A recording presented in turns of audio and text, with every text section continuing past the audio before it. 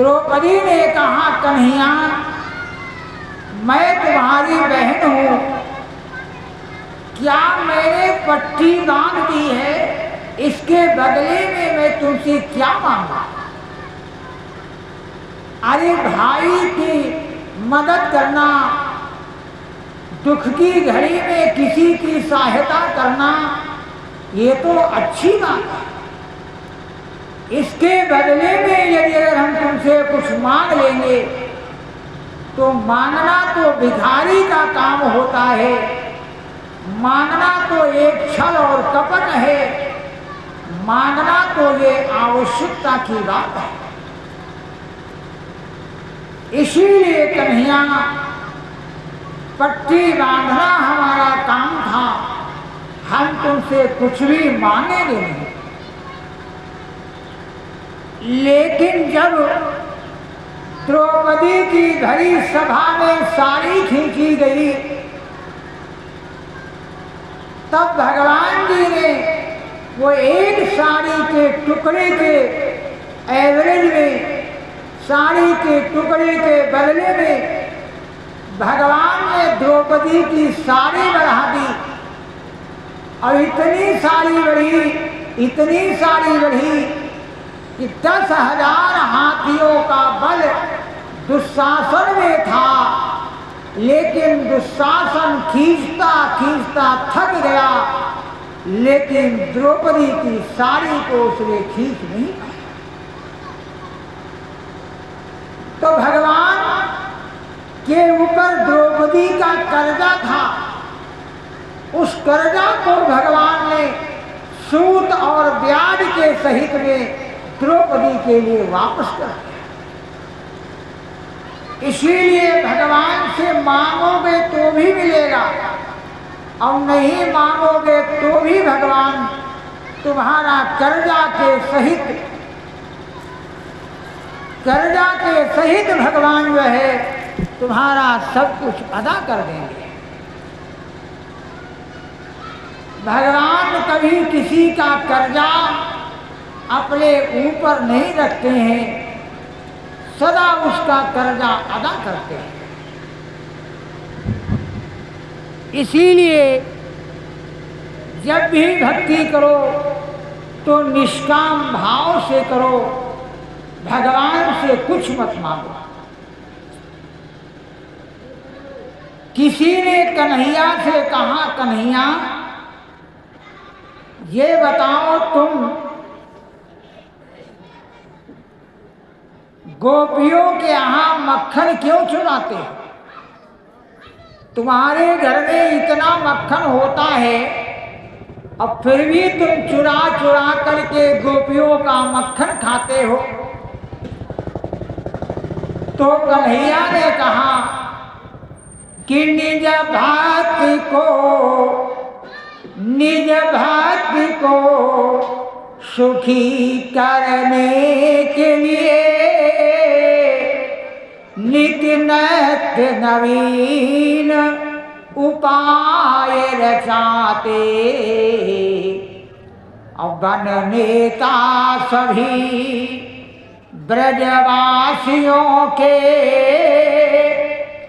One नेता सभी ब्रजवासियों के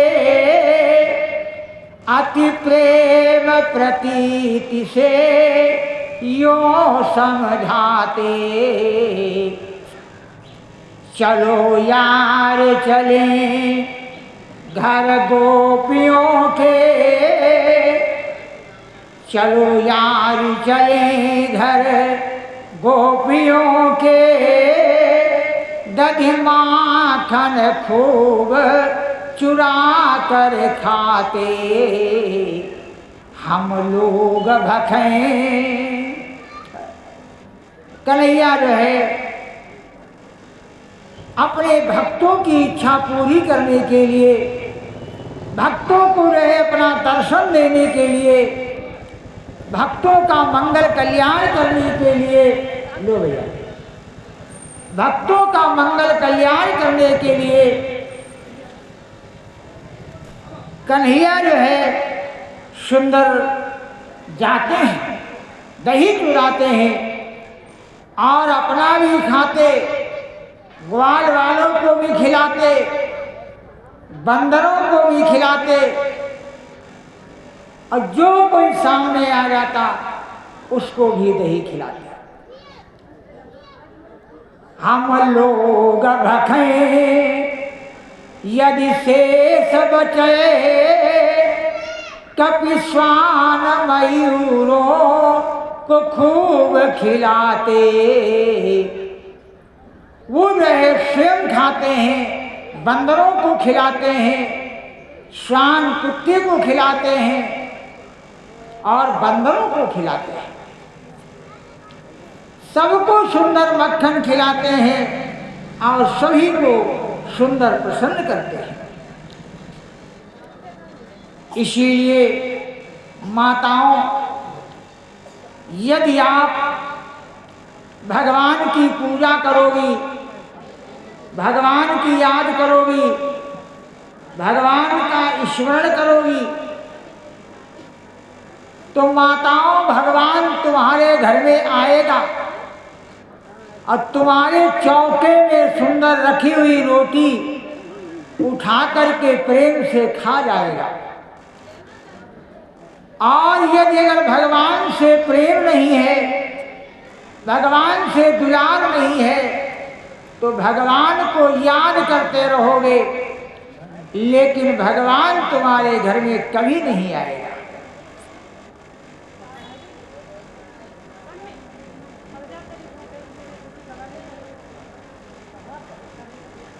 इसीलिए भगवान कहते हैं कि अपना हृदय जो है वो उदार बनाओ।